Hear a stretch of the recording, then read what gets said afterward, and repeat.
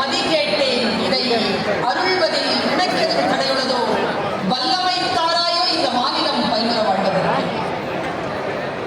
தமிழ் திருநாள், தமிழர் திருநாள், பொங்கல் திருநாள், உழவு திருநாள் என்று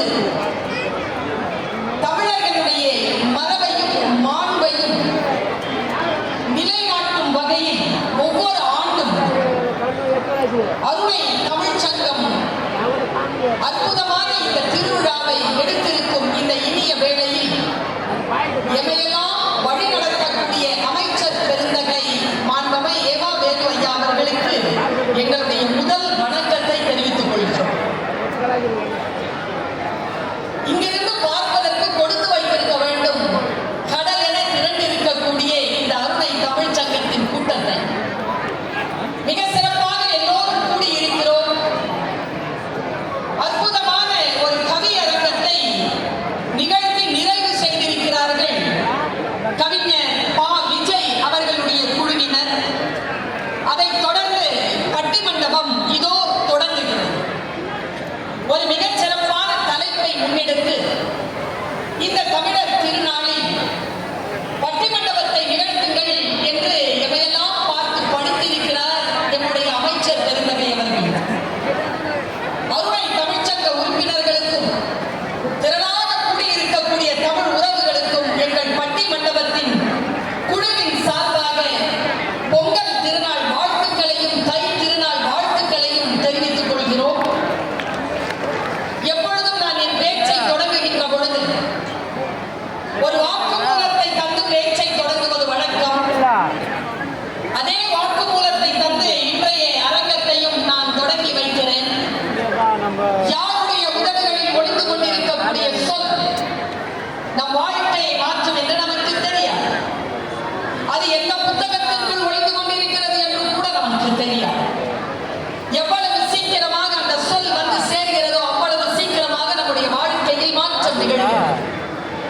பூமிக்குள் தவித்திருக்கும் சிப்பி தன்னை சூழ தண்ணீர் இருந்தாலும் தாகத்தோடு தான் இருக்கிறது. அந்த தாகத்தை தீர்க்கக்கூடிய துளி மேகத்தில் எங்கோ மறைந்திருக்கிறது. அந்த துளி வந்து கடலின் ஆழத்தில் இருக்கும் அந்த சிப்பியின் தாகத்தை தீர்க்கக்கூடிய அந்த வினாடி அந்த நீர் துளி முத்தாக மாறுகிறது. அப்படி முத்தாக மாறக்கூடிய சொற்களை சுமந்து வந்திருக்கிறோம். நீங்களும் தாகத்தோடு காத்திருப்பதாக நாங்கள் கருதுகிறோம். அதனால் சரியான சொல்லுக்காக காத்திருங்கள். ஒருவேளை உங்களை வந்து சேரக்கூடிய அந்த சொல் துளி உங்கள் வாழ்க்கையில் ஒளி வீசக்கூடிய முத்து துளியாக மாறுவதற்கு வாய்ப்பு